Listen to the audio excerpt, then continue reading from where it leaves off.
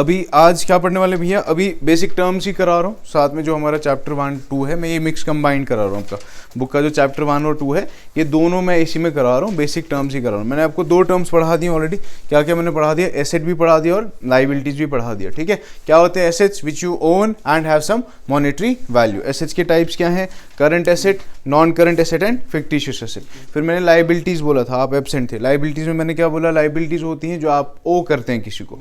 For example आपने loan लिया है तो आपको ये लोन चुकाना है, ये लोन क्या होगी, लाइबिलिटी। आपने किसी से टी शर्ट ली कि भाई घूमने जाना है, टी शर्ट ली तो ये टी शर्ट चुकानी है ना, वापस देनी है उसको, तो ये भी क्या हो गई, लाइबिलिटी। लाइबिलिटीज के मैंने 3 टाइप्स बोले, एक टाइप बोला current liability, non current liability और कंटिजेंट लाइबिलिटी। करंट लाइबिलिटी होगी जो 1 साल के अंदर अंदर आप पे करेंगे। नॉन करंट लाइबिलिटी होगी जिसको रीपे करने में 1 साल से ज़्यादा टाइम लग जाएगा। कंटिजेंट लाइबिलिटीज वो लाइबिलिटीज होती है जो अभी तक प्रूव नहीं हुई होती। यहाँ तक पूरा क्लियर है? ठीक है, चलो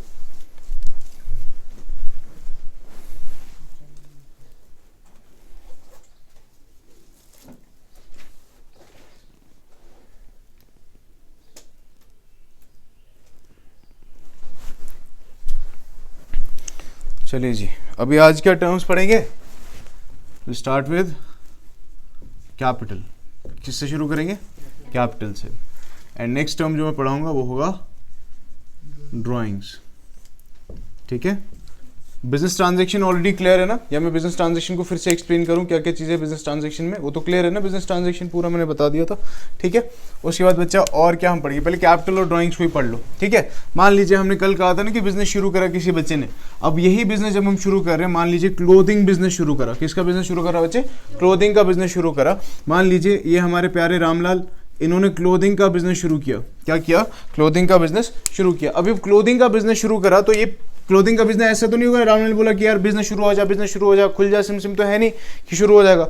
इन्होंने कुछ ना कुछ पैसा इन्वेस्ट करना होगा, राइट। तो ये कुछ इसमें इन्वेस्ट करेंगे। क्या करेंगे, इन्वेस्टमेंट। क्या करेंगे बच्चा, इन्वेस्टमेंट। ये इन्वेस्टमेंट जब ओनर बिजनेस में करता है तो वो कहलाता है बच्चे कैपिटल कहलाता है। क्या कहलाता है, कैपिटल। यानी कि the amount invested by an owner into the business is termed as, क्या बोला मैंने, the amount invested by an owner into the business. Owner को एक और नाम से भी जानते हैं। ठीक है, यहाँ पे बता देता हूँ, जो ओनर होता है बच्चा, ओनर का एक और नाम है, क्या है वो, प्रोप्राइटर। क्या है, प्रोप्राइटर। ओनर कह लो, प्रोप्राइटर कह लो, एक ही बात है। The amount invested by an owner into the business is termed as capital. क्या सर ये हमेशा कैश होगा जीशान, क्या ये हमेशा कैश होगा बच्चे इन्वेस्टमेंट के पर्पज से, और क्या हो सकता है, शाबाश, बहुत सारी चीज़ें हो सकती है। मान लीजिए देखिए मैं खाने वाला इंसान हूँ तो मैं क्या कहता हूँ कि मैंने रेस्टोरेंट शुरू करना है। रेस्टोरेंट शुरू करना, रेस्टोरेंट में होम डिलीवरी वाला ऑप्शन भी तो होता है ना। तो मेरी अपनी 2 बाइक्स थी, मैंने कहा ये 2 बाइक्स भी इन्वेस्ट कर देता हूँ कि होम डिलीवरी के काम आ जाएंगी, इन पे होम डिलीवरी हो जाएगी। तो क्या ये बाइक्स भी मैंने बिजनेस में इन्वेस्ट करी, यस सर। यानी कि मैं कैश में भी इन्वेस्ट कर सकता हूँ और काइंड में भी इन्वेस्ट कर सकता हूँ। What does kind mean here then, यानी कि एसेट्स की मैं बात कर रहा हूँ। यानी कभी मैं कैश इन्वेस्ट कर सकता हूँ, कभी मैं मशीनरी, कभी फर्नीचर, कभी टूल्स, रॉ मटेरियल, ये सब भी इन्वेस्ट अगर करूंगा, अगर ओनर बिजनेस में डाल रहा है तो क्या कहलाएगा बच्चा, कैपिटल कहलाएगा। यहां तक क्लियर है। उसके बाद व्हाट इज ड्राइंग्स। ड्राइंग्स क्या होता है ना, वेरी गुड, विड्रॉवल, है ना। अगर ओनर पैसा विड्रॉ करता है, क्या करता है, ओनर पैसा विड्रॉ करता है from business, for what, for what, किस लिए, पर्सनल यूज के लिए, ऑफिस यूज के लिए नहीं। मान लीजिए हुजैफ साहब ने बिजनेस शुरू करा मुर्गियां बेचने का, ठीक है, अभी मुर्गियां बेच रहे हैं, अब इनको लगा कि यार इसमें से एक मुर्गी ले जाता हूं, घर पे खा जाता हूं, ठीक है, what is it, it's drawings.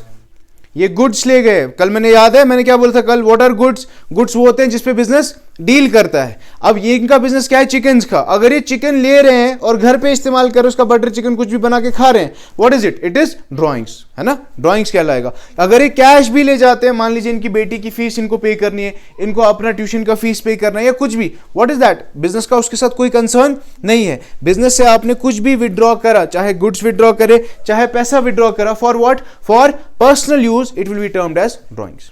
यहां तक क्लियर है, महक समझ आया पक्का, ठीक है जीशान, क्लियर है ना बच्चे। उसके बाद नेक्स्ट टर्म्स हमारी क्या है बच्चा, कल हमने एक्सपेंडिचर्स करे थे ना, एक्सपेंसेस और एक्सपेंडिचर्स करे थे ना, याद है।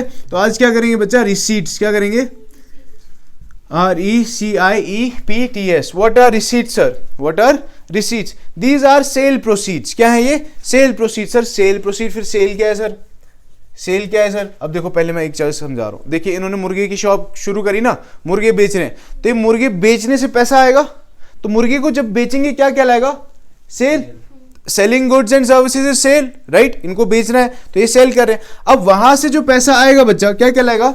रिसीट। सर इस रिसीट को हम रेवेन्यू भी तो बोल रहे थे कल, आपने कल बोला ये रेवेन्यू है, यू आर करेक्ट, आप गलत नहीं बोल रहे। मैंने कहा receipts are what? Sale proceeds. मैंने अमाउंट की बात नहीं की। यहां जब मैं अमाउंट की बात करूंगा वो मेरा क्या कहलाएगा बच्चा? रेवेन्यू। क्या कहलाएगा? रेवेन्यू। ना व्हाट आर रिसीट्स? रिसीट्स के अब टाइप्स, मैंने बोला सेल रिसीट्स। अब सेल रिसीट्स अलग अलग तरीके की सेल हो सकती है। कौन कौन सी सेल सर? पहले हमारी कौन सी सेल होगी Zeeshan? Very good, revenue receipts. Revenue receipts, देखिए बच्चा यही बात आ गई ना रेवेन्यू वाली। पहली कौन सी रिसीट बोली मैंने? Revenue receipt. सर ये रेवेन्यू रिसीट क्या है हुजैफ साहब? आप क्या बेच रहे हैं? मुर्गे बेच रहे हैं, तो मुर्गे बेचने से अगर पैसा आ रहा है तो ये रेवेन्यू रिसीट है। क्या है? रेवेन्यू रिसीट, क्योंकि आपका काम क्या बेचने का है? मुर्गे बेचने का। अगर कोई टॉय शॉप है उनका काम क्या है? क्या बेच रहे हैं? अगर किसी की फॉर एग्जाम्पल फर्नीचर शॉप है उनका क्या काम है? अगर किसी की ग्रोसरी की स्टोर है उनका क्या काम है? किसी का कैंडीज का शॉप है, किसी का आइसक्रीम का शॉप है। बात समझ आ रही है? ऑपरेशन किस चीज पे? जिस चीज पे ऑपरेशंस है अगर वो चीज बेची जाए कहलाएगा रेवेन्यू या कहलाएगा रेवेन्यू रिसीट। यहां तक क्लियर है ना बच्चा? अब मान लीजिए, अब दूसरी चीज, यही जो आइसक्रीम बेच रहे थे भैया, मान लो वो बेचते ना, वो क्या कहते हैं उसको, कार्ट पे आइसक्रीम बेचते हैं, राइट। अब इन्हें लगा कि यार थोड़ा मॉडर्नाइज होना चाहिए। अब ये कार्ट में लाइटिंग वाइटिंग भी लगवानी चाहिए थी, इसमें थोड़ा एसी भी हो जाता तो थोड़ी ठंडक मिल जाती हम लोग को भी गर्मी में, ठीक है। सामने फैन वैन रखते हैं। इन्होंने अपग्रेड करना था कार्ट, तो इन्होंने पुराना कार्ट क्या किया? बेच दिया। क्या किया? पुराना कार्ट बेच दिया। और पुराना कार्ट बेचने से पैसा आया कि नहीं आया? आया ना। क्या वो रेवेन्यू रिसीट कहलाएगा? क्यों? क्योंकि उनका कार्ट बेचने का बिजनेस नहीं था। तो सर ये कौन सा रिसीट कहलाएगा? This will be termed as capital receipt. क्या कहेंगे इसको बच्चा? कैपिटल रिसीट, ठीक है।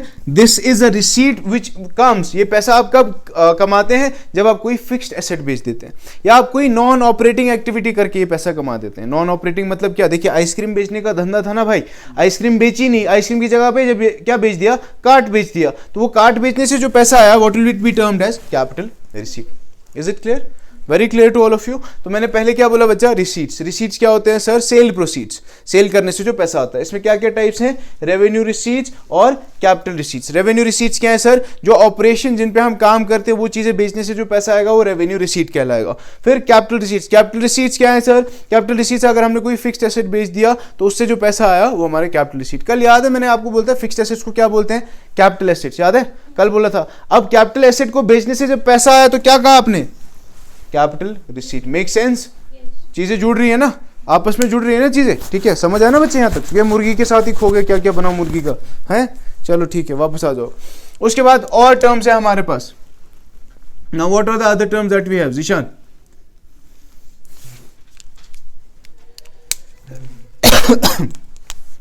रेवेन्यू को ही पकड़ना है, चलिए पकड़ लेते हैं। रेवेन्यू के साथ फिर हमारा प्रॉफिट, फिर हमारा इनकम, फिर हमारा गेन। प्रॉफिट के दो टाइप्स, नेट प्रॉफिट और ग्रॉस प्रॉफिट। एक और होता है ऑपरेटिंग प्रॉफिट, वो भी बताऊंगा मैं आगे, ठीक है। और हमारे क्या टर्म्स हैं? और हमारा लॉस। और हमारा क्या टर्म्स है बच्चा? परचेजेस। परचेजेस के साथ ही परचेज रिटर्न। हुज़ैफी लिख रहे हो आप बच्चे? Purchase return. फिर सेल्स, और सेल्स के साथ में ही सेल्स रिटर्न, ठीक है बच्चा। और इन परचेज रिटर्न और सेल्स रिटर्न का दूसरा नाम भी है। परचेज रिटर्न का दूसरा नाम है रिटर्न्स आउटवर्ड्स, रिटर्न आउटवर्ड्स। और सेल्स रिटर्न का दूसरा नाम है रिटर्न इनवर्ड्स। क्या है? रिटर्न इनवर्ड्स, ठीक है। ये टर्म्स एक्सप्लेन करता हूँ।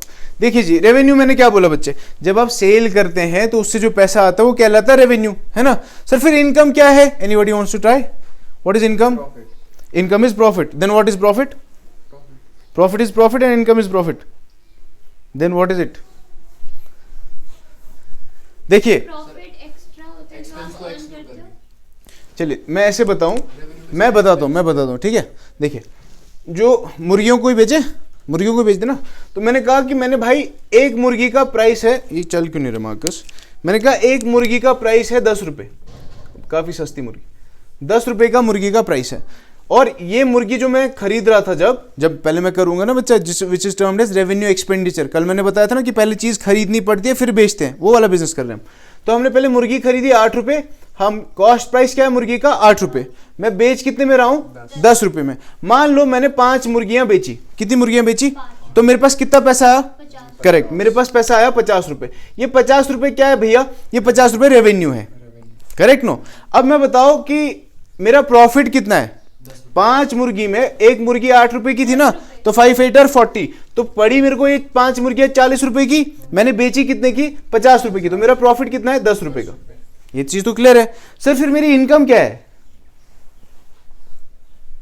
फिर मेरी इनकम क्या है, ये आपका होमवर्क है, मुझे कल बताओगे what is the difference between profit and income. और जब मैं चीज बोलूंगा तो बहुत शॉक हो जाओगे, इनकम और प्रॉफिट में क्या फर्क होता है, ये होमवर्क है, what is the difference between income and profit, कल मुझे बताओगे, ठीक है। रेवेन्यू इज क्लियर, प्रॉफिट तो मैंने यहां बता दिया एक तरीके से, है ना। तो इनकम क्या है फिर, और फिर सर अगर ये प्रॉफिट है मुझे बताइए कि गेन क्या है, व्हाट इज गेन। अब मान लीजिए, देखिए बिजनेस कैसा था, देखो बहुत हंसी आई आप लोग को, बिजनेस किसका है, मुर्गियों का ना। अब मान लीजिए ये जो मैंने मुर्गियां खरीदी थी, मैंने कितनी मुर्गियां खरीदी बच्चे, 5 मुर्गियां। मान लो इन 5 मुर्गियों ने 2-2 अंडे दे दिए, क्या दे दिए, 2-2 अंडे दे दिए, और ये 2-2 अंडे, एक अंडा मैं 10 रुपए का बेच रहा हूं, एक अंडा, मान लो ये वो थे देसी मुर्गे, ठीक है। तो अगर इन्होंने 2-2 अंडे दे दिए तो कितने अंडे हो गए, 2 5 और 10, राइट। तो ये मैं 10 अंडे बेच रहा हूं 10 रुपए के, तो मैंने टोटल पैसा कितना कमाया। क्या मेरा धंधा अंडे बेचने का था, मेरा धंधा किस चीज का था, मुर्गे बेचने का। तो जो ये नॉन ऑपरेटिंग एक्टिविटी से पैसा आया, it will be termed as gain. क्या कहेंगे इसको, बात समझ आ रही है। जो आप ऑपरेटिंग एक्टिविटी से एक्स्ट्रा पैसा कमाते हैं वो प्रॉफिट कहलाता है। देखो इसको कह सकते हैं ना रेवेन्यू रिसिप्ट, रेवेन्यू रिसीट कह सकते हैं, रिसीट तो कह सकते हैं, दिस इज माई रिसीट, इसको मैं रिसीट बोल सकता हूं, लेकिन मैं इसको प्रॉफिट नहीं बोल सकता। प्रॉफिट क्यों नहीं बोल सकता, because this is a non operating income. मान लीजिए वही भैया जो आइसक्रीम बेच रहे थे, अब उनका कार्ट था ना, अब कार्ट याद करो, अभी थोड़ी देर पहले मैं बता रहा था, ये कार्ट मानो उन्होंने 500 रुपए में तैयार करा था। अब वो यूज उन्होंने किया और अचानक से कोई आया, उसको आइसक्रीम बेचनी थी, उन्होंने बोला ये कार्ट मुझे दे दीजिए, मैं 700 रुपए दे दूंगा।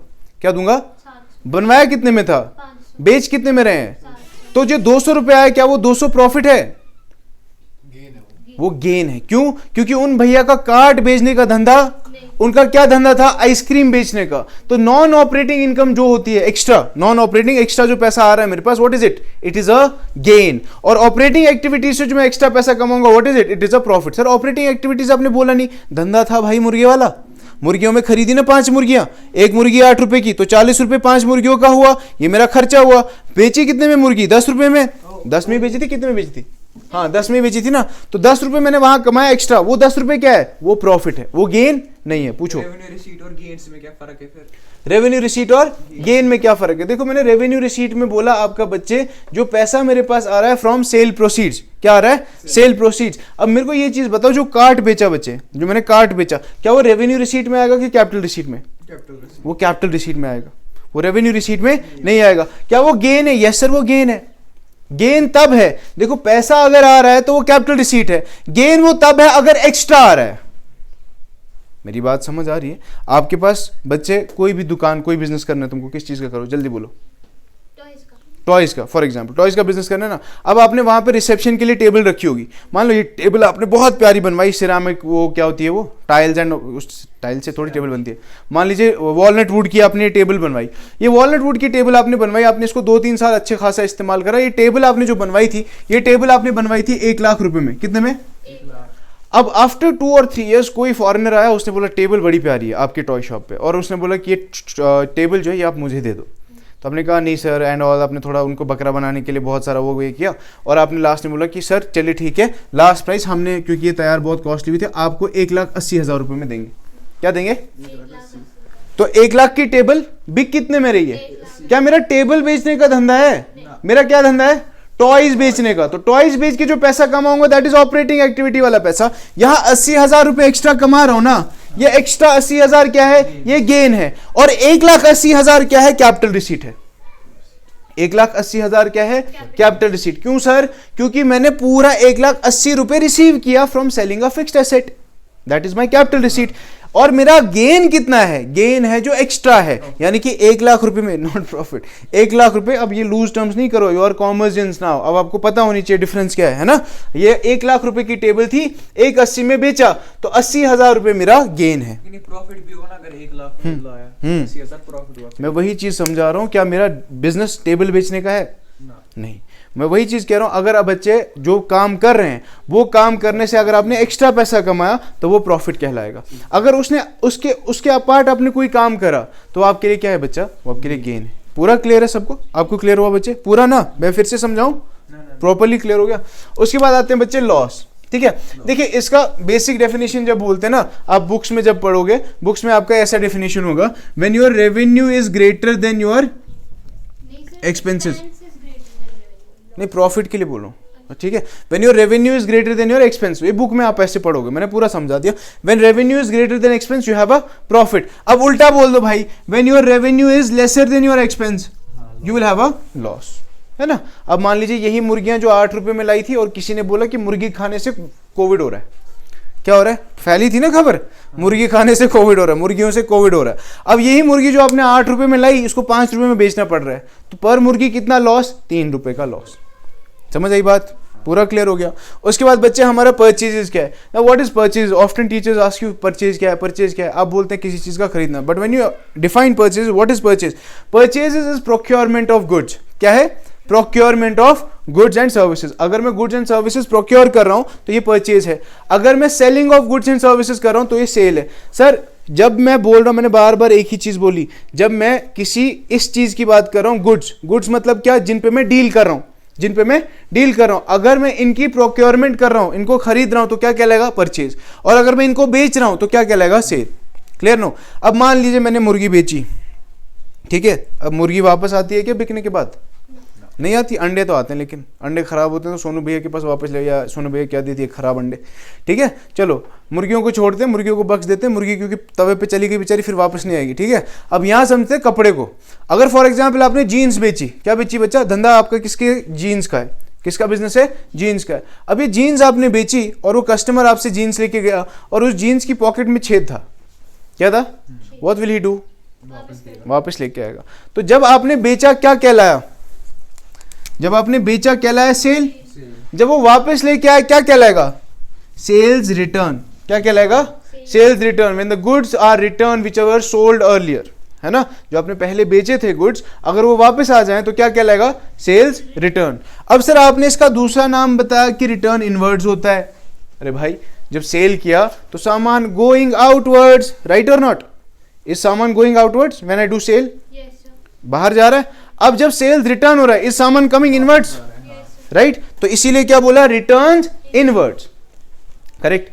परचेज, अब उस बंदे को ले लो जिसने जीन्स खरीदी थी, उसके लिए तो परचेज था ना, उसके लिए परचेज था।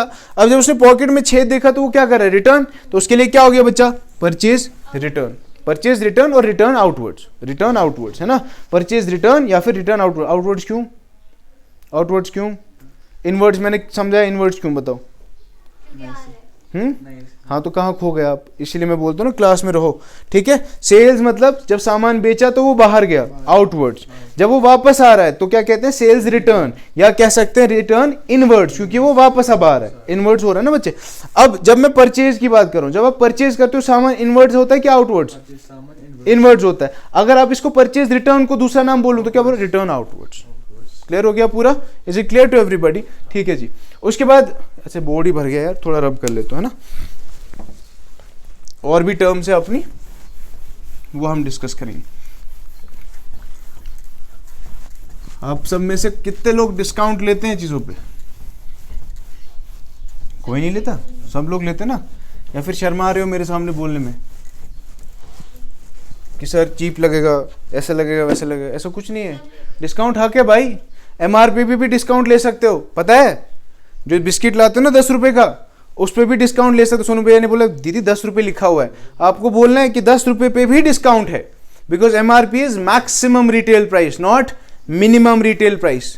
मैक्सिमम मतलब उसमें प्रॉफिट भी तो होगा ना भैया, उसमें बाकी चीज भी तो थोड़ा कर दो डिस्काउंट। कभी दुकानदार देखा ऐसा जो 200 रुपए की चीज आपको 190 में दे देता है? बहुत दुकानदार मिलेंगे ऐसे। मैं ऐसे दुकानदारों के पास आपको ले जाऊंगा। ऐसा क्यों होता है? होलसेलर से सामान खरीदते हैं, सस्ता पड़ता है, रिटेलर से सामान खरीदते हैं बराबर, ऐसा क्या है? ये फिर हमको बेवकूफ़ बना रहे हैं क्या? अगर होलसेलर बेच रहा है 10 रुपये बिस्किट पे लिखा है और 10 पैकेट बेच रहा है तो 100 रुपये हुआ, वो उनको 90 में क्यों दे रहा है, हमको फिर 100 रुपये में दे रहे हैं 10-10। खुद 60 का पढ़ रहा हूँ। बात वही, ये जो ये पढ़ रहा होगा, आपने बोला ना यही पढ़ रहा होगा, ये क्यों है, ये सब मुझे बताओ ना कि क्यों है ऐसा सब, ठीक है? इस पे डिस्कशन करना है ना प्रॉपरली हमने, ठीक है बच्चा? तो पहले आ जाएंगे किस पे? डिस्काउंट पे। किस पे आएंगे? No, what is discount? And then दूसरी चीज रिबेट। क्या बोला? रिबेट। फिर डिस्काउंट के 2 टाइप्स कौन कौन से जीशान? ट्रेड डिस्काउंट और कैश डिस्काउंट। क्या बोला बच्चा? Trade discount and cash discount. Now discount पे आ जाइए। क्या होता है डिस्काउंट? किसी चीज पे काम करना, पेइंग मिनिमम पॉसिबल रेंट, है ना? अगर फॉर एग्जाम्पल कोई चीज है हमारे पास, कोई चीज है 100 रुपए की। क्या है? 100 रुपए की। अब ये 100 रुपए की चीज मेरे को 90 रुपए में मिल रही है। कितने में मिल रही है? तो मेरे को कितने का डिस्काउंट पड़ा?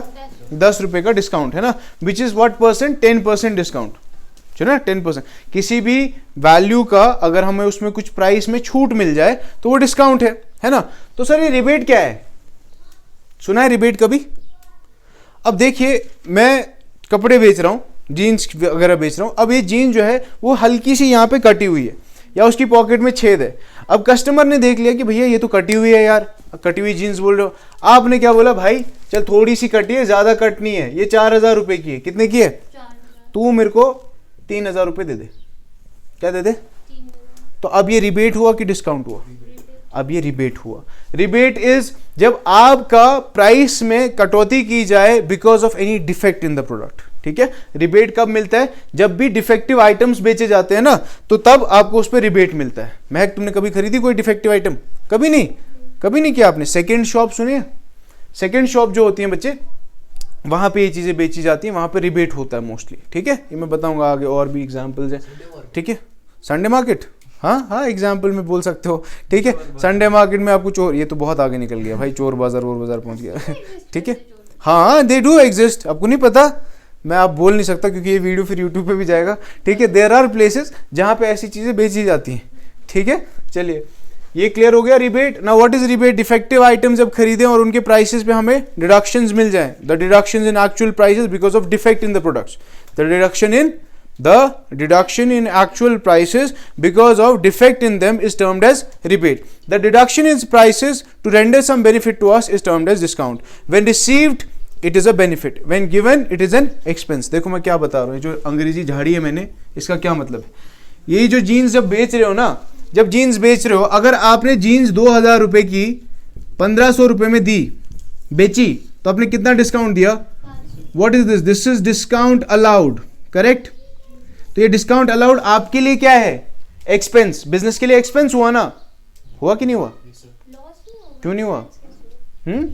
लॉस या लॉस तो बाद में छोड़ दो, लॉस तो अभी डिस्कस करेंगे, लॉस है कि नहीं वो तो मैं यहाँ बताऊंगा, यहाँ पे लॉस और इसको बताऊंगा। फिलहाल ये बताओ कि नुकसान है या नहीं है। अब हिंदी में तो लॉस और नुकसान एक साथ हो गया है ना, तो मेरे को बताओ नुकसान है या नहीं है। अब जिसने ये जीन्स खरीदी उसको 500 रुपए का क्या है? फायदा। बात समझ आ रही ना? अब यहाँ देखो बच्चे, नाउ देन आई से ट्रेड डिस्काउंट और कैश डिस्काउंट, 2 डिस्काउंट होते हैं, एक होता है ट्रेड डिस्काउंट, एक होता है कैश डिस्काउंट। अब ट्रेड डिस्काउंट क्या है? Trade means what? What does trade mean? Trade है ना, किसी चीज पे ट्रेड। देखो ट्रेड मतलब ट्रेड किसी चीज पे, goods and services between 2 parties is trade, right? अब 2 पार्टीज के बीच में ट्रेड हो ही रहा है तो कर लेते हैं। मान लीजिए जीशान चले गए भाई साहब जीन्स लेने के लिए। क्या लेने? जीन्स। और एक जीन्स का कीमत बता रहा दुकानदार 1000 रुपए। क्या बोल रहा है? जीशान के साथ और भी 6-7 दोस्त थे, उन्होंने बोला हमारे लिए भी लाना, लेकिन खरीदने कौन गया था? सिर्फ जीशान। तो जीशान ने बोला भैया क्या हो गया भाई? क्वेश्चंस किए आप लोगों ने? नेशनल इनकम के पूरे हो गए? ठीक है, पूरे 5 कर लिए। और क्या कहते हैं गारंटी के क्वेश्चंस जो परसों टॉपिक पढ़ाया था? वो आपने बोला ना नहीं कर रहा है फिर। मैंने तो बोला नहीं ऐसा। कल आपने बोला ना, फिर आप यही मैंने कल बोला ऐसा कुछ? हाँ। तो क्या हाथ वाथ तोड़ क्या ये? सब टूट गया, वहाँ टूट गया, सब टूट गया? क्या सब टूट गया भाई? गिर गए? कैसे गिर गए? चक्कर आ गए थे, ऐसा क्या हो? स्कूल में चक्कर आया? घर पे बीपी लो था थोड़ा। अच्छा ठीक है, इतना नहीं पढ़ो फिर, ठीक है? छोड़ दो, पढ़ाई नहीं हो रही तो। यहाँ देखो 1000 रुपए की जीन्स थी, इसने बोला कि भैया हम 10 जीन्स लेंगे, क्या लेंगे? तो क्या अभी भी वो दुकानदार भाई साहब 1000 रुपए की ही जीन्स देंगे हमें? अब वो थोड़ा कुछ तो कम करेंगे ना, लिहाज करेंगे कुछ ना कुछ। मान लीजिए 10 जीन्स का टोटल प्राइस कितना हुआ? 10,000, क्योंकि एक जीन्स 1000 की है तो 10 जीन्स कितने की हो गई? 10,000 रुपए की। अब वो कह रहे हैं कि आप हमें 9,000 रुपए दे दो। क्या दे दो? 9,000। तो ये 1000 रुपए का जो डिडक्शन है, what is it? Is it trade discount और cash discount? It is trade discount. क्या है बच्चा? Trade discount. ट्रेड डिस्काउंट हमेशा लेस किया जाता है। क्या किया जाता है? लेस किया जाता है, लेकिन सेपरेटली शो नहीं होता। सेपरेटली शो टोटल अमाउंट में से बस डिडक्ट होता है, सेपरेटली शो नहीं किया जाता। जब आप जर्नल एंट्रीज करोगे तो वहां आप ट्रेड डिस्काउंट सिर्फ लेस करोगे, उसको सेपरेटली शो नहीं करोगे और सेपरेटली उसको रिकॉर्ड नहीं करोगे। लेकिन कैश डिस्काउंट क्या है सर? अब देखो पेमेंट की बारी कितनी आई? 9,000 की। दुकानदार खुश, भाई बकरा मिल गया। 850 रुपए की अपनी जीन्स थी, मैंने इसको 900 रुपए में बेच दी, 50 रुपए का प्रॉफिट चल रहा है, ठीक है। लेकिन यहाँ बंदा भी शातिर, बंदे ने बोला कि भैया 9,000 हो गया, चलो ना आप ले लो 8,500 रुपए ले लो।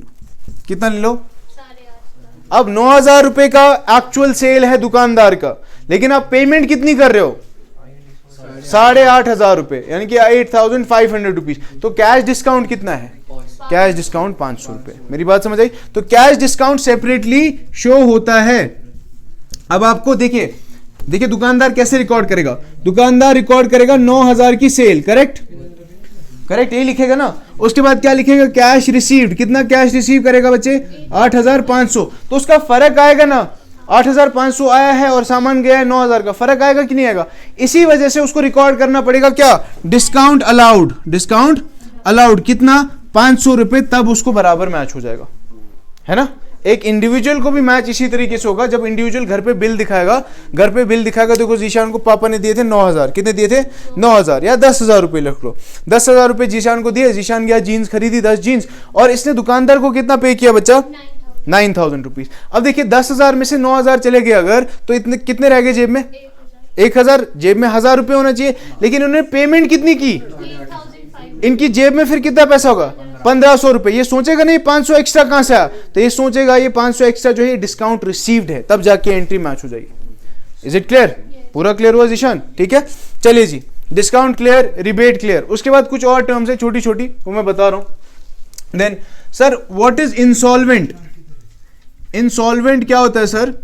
और इंसॉल्वेंसी क्या होता है? इंसॉल्वेंट और इंसॉल्वेंसी। और फिर सॉल्वेंट क्या होता है और सॉल्वेंसी क्या होता है? What is insolvent, what is insolvent और व्हाट इज इंसॉल्वेंसी? कल बैड डेट याद है? बैड डेट याद है? कौन था बैड डेट? कौन था बैड डेट? जिसने चुकाया नहीं। शाबाश, जो हमारा पैसा हड़प के भाग गया, वो बैड डेट है। लेकिन क्या पता यार उसकी कोई मजबूरी रही हो, वो इस पोजीशन में ही ना हो कि वो पैसा चुका नहीं पाया। एक इंसान मान लीजिए घर पे किसी की डेथ हो गई या कुछ हो गया, कोई भी रीजन हो गया, अब उस वजह से वो अपने कर्जे चुका ही नहीं पाया। तो जब इंसान कर्जे चुका ना पाए, उसका वो स्टेज क्या कहलाता है? Insolvency. When a person is not able to pay off his debts, he is termed as insolvent, and this stage is termed as insolvency. समझ आ गई बात? मान लीजिए मैंने किसी से 20,000 रुपए लिए और कुछ प्रॉब्लम होने की वजह से फिर मैं ये 20,000 रुपए चुका नहीं पा रहा, ठीक है? तो मैं उस फेज में हूं। किस फेज में? इंसॉल्वेंसी के फेज में। और मैं क्या हो गया? इंसॉल्वेंट। सर हमने रीले वीले बहुत देखी है, तो रीलों पे हमने सुना कि बैंकरप्ट भी होता है कुछ, है ना? सुना आप लोगों ने बैंकरप्ट? सुना है क्या होता है बैंकरप्ट? किसी पे मतलब पूरी इनकम जाना उसकी। सो बैंकरप्ट, अगर आप वापस लोन पे नहीं कर पा रहे तो वापस प्रॉपर्टी हो सकती है। तो इंसॉल्वेंट क्या हुआ फिर? ये मुझे कल बताओगे। What is the difference? मैंने 2 क्वेश्चन दिया आज होमवर्क। एक क्वेश्चन क्या दिया? What is the difference between income and profit. दूसरा क्वेश्चन हाँ मार लो। बैंकरप्ट आपके पास है बट आप दे नहीं रहे हो, और इंसॉल्वेंसी क्या? नहीं, ठीक है, कल मुझे बताओगे what is the difference between bankruptcy and insolvency, या बैंकरप्ट और इंसॉल्वेंट। एंड दूसरा what is the difference between income and profit, ठीक है? चलिए नेक्स्ट, सॉल्वेंट क्या है और सॉल्वेंसी क्या? अब उल्टा हो जाएगा ना। When a person is able to pay off his debts, जब एक इंसान अपने कर्जे चुका सकता है, वो क्या है? सॉल्वेंट है। और उसकी वो पोजीशन क्या कहलाएगी? सॉल्वेंसी कहलाएगी। यहां तक पूरा क्लियर हो गया बच्चा? Any doubts to anybody? कोई डाउट नहीं है? हुजैफ कमाल कर रहे हो यार, बिल्कुल डाउट नहीं है। इतना प्यारा है अकाउंटेंसी, होने दो मोहब्बत होने दो अकाउंट से। It is the only love that you will never regret, just like your parents love, है ना। ठीक है, अब यहां देखो बच्चा, नेक्स्ट चीज जो मैंने पढ़ानी है विच इज वेरी इंपॉर्टेंट, और इस चीज को दिमाग में अभी से बिठा लेना, that is my final accounts. क्या है बच्चा? फाइनल अकाउंट्स, या जिनको हम बोलते हैं फाइनेंशियल स्टेटमेंट्स। क्या बोलते हैं? फाइनेंशियल होता है, फिनेंशियल होता है, बस स्पेलिंग ठीक होनी चाहिए, दोनों ठीक है। ठीक है, एक्सेंट का फर्क है बस, ठीक है, एक्सेंट का फर्क है। ठीक है, अभी कश्मीरी में बोलोगे तो फिर बोलना है क्या? फाइनेंशियल। ठीक है, चलिए अब फाइनेंशियल पे आ जाओ या फाइनल अकाउंट्स पे आ जाओ। क्या मीनिंग है इसका? ये वो सारे अकाउंट्स है बच्चे जिनका कोई स्पेशल पर्पस होता है, जिनका कोई रीजन होता है बनाने का। फाइनेंशियल स्टेटमेंट्स में दो तरीके की स्टेटमेंट्स बनाई जाती हैं। एक स्टेटमेंट कौन सी होती है जीशान? जल्दी आगे दौड़ पीछे छोड़। इनकम स्टेटमेंट क्या बनाई जाती है? दूसरी बनाई जाती है, शाबाश जीशान, पोजीशन स्टेटमेंट। अब इसके बाद में ना बच्चे मार खाएगा तू। पहली स्टेटमेंट क्या बोला? Income statement. दूसरी स्टेटमेंट क्या बोला? Position statement. Sir income statement माने और पोजीशन स्टेटमेंट माने। इनकम स्टेटमेंट मतलब क्या? इनकम थोड़ी देर पहले आप लोगों को मैंने होमवर्क दिया ना, तो इनकम स्टेटमेंट मतलब यहां से हम असेसमेंट करेंगे कि हमारी इनकम क्या है। क्या करेंगे? हमारी इनकम क्या है। तो इनकम हमारी हमें पता चलेगी दो अकाउंट से। किस अकाउंट से? ट्रेडिंग अकाउंट और प्रॉफिट एंड लॉस अकाउंट। कौन कौन सा account? Trading account and profit and loss. That means in income statement two accounts are maintained, that is trading account and profit and loss account. और position statement में बनाई जाती है balance sheet. क्या बनाई जाती है? Balance sheet. ठीक है जी। अब इनकम स्टेटमेंट समझो और फिर पोजीशन स्टेटमेंट देखो। इनकम स्टेटमेंट जो होती है ये किसी पर्टिकुलर पीरियड की बनाई जाती है। क्या बनाई जाती है? पर्टिकुलर पीरियड की। Now what is income statement made of an particular period. मैं ऐसे कह सकता हूं कि तुमने अभी धंधा शुरू किया, मुझे बताओ अभी तुम्हारा प्रॉफिट क्या है? आई कैन नॉट से। क्या मैं ऐसा कह सकता हूं तुम सुबह निकले थे पकौड़े बेचने, शाम को घर आए, बताओ कितना कमाया? कह तो सकता हूं ना, सुबह पकौड़े वो छोड़ देना कितना है भाई, बस पैसा लालची इंसान। मैं बस ये तो बोल सकता हूं ना कि कुछ कमाया कि नहीं कमाया, कुछ ये तो कह सकता हूं ना बच्चे। तो मतलब मैं असेसमेंट ऑफ इनकम कर सकता हूं over a period of time. That means ये हमेशा एक स्पेसिफिक टाइम पे बनाई जाएंगी, यानी कि इनकम स्टेटमेंट्स हमेशा बनाई जाती है at the end of accounting period. At the end of accounting. ये जो चीजें बता रहा हूं ये याद रखनी है, बहुत इंपॉर्टेंट। मैं जिस चीज पे एम्फेसिस कर रहा हूं, मैंने बोला बच्चे इनकम स्टेटमेंट्स होती है ट्रेडिंग अकाउंट और प्रॉफिट एंड लॉस अकाउंट। और ट्रेडिंग अकाउंट या प्रॉफिट एंड लॉस अकाउंट क्या है? Income statement. और ये बनाई जाती है at the end of an accounting period. Sir अब अकाउंटिंग पीरियड मतलब क्या? अरे भाई जितने टाइम की तुम अकाउंटिंग करोगे। मेरी बात समझ आ रही है? यूजुअली जब ये बनाते हैं तो ये ईयर एंड पे बनाते हैं। क्या बनाते हैं? ईयर एंड पे बनाते हैं। मैं ऐसे समझा रहा हूँ हाइपोथेटिकल एग्जांपल लेके कि मान लीजिए मैं हर हफ्ते के बाद देखता हूँ कि ये पकौड़े बेचने से फायदा हुआ कि नुकसान, तो मेरा अकाउंटिंग पीरियड क्या हुआ? अब ये हाइपोथेटिकल है, हाँ, ये बिठा नहीं लेना दिमाग में।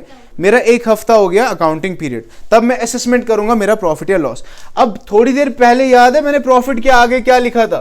थोड़ी देर पहले मैंने प्रॉफिट के आगे लिखा था नेट प्रॉफिट और ग्रॉस प्रॉफिट। याद है? आप लोगों ने बोला भी नहीं कि सर ये नहीं बताया, ठीक है, लेकिन मुझे याद था कि मैंने नहीं बताया। ठीक है, इस वजह से नहीं बताया क्योंकि मुझे ट्रेडिंग और प्रॉफिट एंड लॉस अकाउंट बताना था। जो ये ट्रेडिंग अकाउंट होता है बच्चे, इसमें हम सारे के सारे डायरेक्ट एक्सपेंसेस लेते हैं। क्या लेते हैं? और ये प्रॉफिट एंड लॉस अकाउंट में हम सारे के सारे इनडायरेक्ट एक्सपेंसेस लेते हैं। क्या लेते हैं? जब आपकी जो इनकम है या जो आपका प्रॉफिट है, अगर प्रॉफिट में से खाली डायरेक्ट एक्सपेंसेस हटा दूं, प्रॉफिट में से खाली, हुजैफ क्या बोला? प्रॉफिट में से डायरेक्ट एक्सपेंस हटा दूं तो मेरे पास क्या आएगा बच्चा? Gross profit. क्या आएगा? अगर मैं फिर प्रॉफिट में से डायरेक्ट एक्सपेंसेस और इनडायरेक्ट एक्सपेंसेस हटा दूं तो मेरे पास में क्या आ जाएगा? Net profit. मैं बोल रहा हूं बच्चे, मैं कह रहा हूं अगर मैं प्रॉफिट में से खाली डायरेक्ट एक्सपेंस हटा रहा हूं, 100 रुपए कमाया, डायरेक्ट एक्सपेंस 5 रुपए, what is my gross profit? 100 रुपए कमाया, मेरा डायरेक्ट एक्सपेंसेस 5 रुपए, what is my gross profit? मैंने 100 रुपए कमाया, मेरा 100 रुपए प्रॉफिट है और मेरा 5 रुपए डायरेक्ट एक्सपेंसेस है। ग्रॉस प्रॉफिट कितना हो गया? 95। और फिर मेरा नेट प्रॉफिट कितना होगा? मान लीजिए नेट मेरा इनडायरेक्ट एक्सपेंसेस 10 रुपए है, तो नेट प्रॉफिट कितना हुआ? शाबाश, इसमें फर्क है 85। नेट और ग्रॉस में क्या फर्क है? अच्छा 95 में से 10। मैं बता रहा हूँ ना नेट और ग्रॉस का क्या डिफरेंस है। देखिए मैं पहले ये समझा रहा हूँ, देखो पहले मैंने क्या बोला, पहले ये याद रख लो, प्रॉफिट में से डायरेक्ट एक्सपेंस हटाया तो क्या आया, ग्रॉस प्रॉफिट। यानी कि मेरा प्रॉफिट 100 रुपये था और मेरा डायरेक्ट एक्सपेंसेस 5 रुपये थे, तो मेरा ग्रॉस प्रॉफिट कितना हुआ 95। फिर मैंने बोला 100 रुपये का प्रॉफिट था, डायरेक्ट एक्सपेंसेस 5 रुपये के थे, इनडायरेक्ट एक्सपेंसेस 10 रुपये के थे, तो नेट प्रॉफिट कितना आया 85। करेक्ट। अब मैं इस तरीके से बोल सकता हूं क्या कि gross profit minus indirect expenses भी नेट प्रॉफिट होगा सर, कह सकता हूं gross profit minus indirect expenses will also be net profit, कह सकता हूं ना। क्यों, क्योंकि मेरा ग्रॉस प्रॉफिट कितना 95, तो 95 माइनस इनडायरेक्ट एक्सपेंस कितना था 10 रुपए, ये कितना आ गया फिर से 85। ठीक है, अब पहले ये समझो, ये समझ में क्यों नहीं आ रहा मैं बता रहा हूं, क्योंकि आपको डायरेक्ट और इनडायरेक्ट एक्सपेंसेस ही नहीं मालूम। Sir what are direct expenses, what are indirect expenses, बहुत सिंपल और सरल एग्जाम्पल से समझाऊंगा, खुद बोलोगे मेरे को। पकौड़े ही बेच रहे ना, तो पकौड़े ही बेचते हैं। अब मुझे बताओ पकौड़े जो हैं, पकौड़े अगर छीले ना जाए, काटे ना जाए, जमीन से निकाले ना जाए, तो क्या पकौड़े बन सकते हैं? तो ये एक मजदूर करेगा ये सारे काम, करेक्ट। अगर ये मजदूर ना हो हुजैफ, ये मजदूर ना हो तो क्या पकौड़े बन सकते हैं? दैट मीन्स दिस मजदूर has a direct connection with the pakoras, right और नॉट। तो इस मजदूर को जो पैसा देना पड़ेगा, मजदूर को दी जाती है वेजेस, क्या दी जाती है? तो वेजेस मेरा डायरेक्ट एक्सपेंस हुआ कि indirect expense? Direct expense, because it is directly linked with the product. ठीक है, अभी समझो और अच्छे से समझो। तेल ना हो, मसाले ना हो, बेसन ना हो, तो क्या पकौड़े बनेंगे? मतलब क्या इनका डायरेक्ट रिलेशन की इनडायरेक्ट? अगर इनका खर्चा हो जो भी, मान लो 5 रुपए 6 रुपए 7 रुपए बेसन पे, इस पे तेल पे, ये खर्चे जो हैं, क्या ये मेरे डायरेक्ट एक्सपेंस है इनडायरेक्ट एक्सपेंस? परफेक्ट। अब रेडी जो है, रेडी तो चाहिए ही चाहिए। अब रेडी का डिजाइन जो कराना है, ये अगर डिफरेंट भी हो तो क्या पकौड़े से कोई कनेक्शन है? बात समझ आ रही है? घर पे मैडम बैठी हैं, वो मैडम बस हिसाब रख रही है और उस हिसाब के लिए उनको हम 500 रुपए देते हैं। वो हिसाब रख रही है कि पकौड़े कितने बेचे कितने नहीं बेचे। अगर ये हिसाब ना भी रखे तो क्या पकौड़े बिकेंगे? तब भी बिकेंगे। यानी कि सैलरी जो हम अकाउंटेंट्स को देते हैं, hence becoming what? Indirect expense. Clarity मिला ना बच्चा? अगर प्रोडक्ट को बेचने पे मैंने इनकम कमाया 100 रुपए, तो प्रोडक्ट पे जो मेरा मोटा मोटा खर्चा आया बनाने का, that is my direct expenses, तो मैं कह सकता हूं ये मेरा ग्रॉस प्रॉफिट है। लेकिन क्या ग्रॉस प्रॉफिट एक्चुअल प्रॉफिट होता है? क्योंकि सर आपके और भी खर्चे थे ना, आपने एडवर्टाइजमेंट का भी तो खर्चा करा था, आपका कोई हिसाब भी तो रख रहा था। समझ आ रही बात? वो साइकिल की टायर में फूंक भी तो भरवाई थी, वो सब खर्चे भी तो हैं। वो खर्चे क्या है? Indirect expenses. वो भी जब डिडक्ट करूंगा तब मैं बता सकता हूं कि भाई इतना मैंने कमाया। समझ आ गई बात? ये मेरा क्या है बच्चे? डायरेक्ट और इनडायरेक्ट एक्सपेंस का कॉन्सेप्ट। अब अगर मैं कहूं नेट प्रॉफिट, क्या नेट प्रॉफिट इज जब मैं प्रॉफिट में से डायरेक्ट और इनडायरेक्ट एक्सपेंसेस दोनों डिडक्ट करता हूं। और ग्रॉस प्रॉफिट क्या? जब मैं प्रॉफिट में से खाली और खाली एक्सपेंसेस डिडक्ट करता हूं। Is it clear to everybody? ठीक है, this is your chapter for today. अच्छा नहीं, चैप्टर नहीं हुआ अभी और चीज रहेगी। ठीक है, इसमें प्रॉफिट एंड लॉस हो गया, और ये असेसमेंट मैंने बोला एक पर्टिकुलर टाइम पीरियड के बाद बनाई जाती है। बैलेंस शीट, बैलेंस शीट होती है, हाँ, ये लास्ट है, बस ये लास्ट है। ठीक है, डोंट वरी, ये लास्ट है। Position statement. Now balance sheet क्या है बच्चा? Position statement. क्या बोला मैंने? इससे पता चलता है एक इंसान की पोजीशन क्या है। क्या पोजीशन क्या मतलब सर? कि इसके पास कितने एसेट्स हैं और इसके पास कितनी लायबिलिटीज हैं, उसी से पोजीशन पता चलेगा ना। मान लीजिए एक इंसान को मैंने आपको बोला कि उसके पास 10 गाड़ियां हैं। ठीक है, 10 गाड़ियां हैं, 4 फर्नीचर हैं, 2-3 बीघा जमीन है, ये उसके एसेट्स हुए। और उसके कर्जदार हैं कुछ, उनका पैसा इतना उसने लिया हुआ है या बाकी कुछ है, तो हमें पता चलेगा ना कि उसकी पोजीशन क्या है, वो कहाँ स्टैंड कर रहा है। अगर मैं ऐसे बोलूं हुजैफ के पास 10 गाड़ियां हैं, इनका वैल्यू 10 करोड़ है, क्या है, और इसने 20 करोड़ का लोन लिया हुआ है, आपको इसकी पोजीशन समझ आ गई है ना? तो ये कहाँ से समझ आएगी? बैलेंस शीट से। कहाँ से समझ आएगी? और एक अच्छी चीज याद रखो कि balance sheet can be made at any point of time. It can be made at any point of time. How sir? ये जो पकौड़े बेचने निकले थे, इसमें फायदा हुआ कि नुकसान, ये कब बता पाओगे? एक टाइम के बाद। लेकिन इस रेडी पे कितना पकौड़ा, कितना आलू, कितना तेल, रेडी कितने की, ये सब बता सकते हो किसी भी टाइम? बता सकते हैं। Hence balance sheet can be made at any point of time and income statements are made after a specific time. समझ आ गया बच्चे?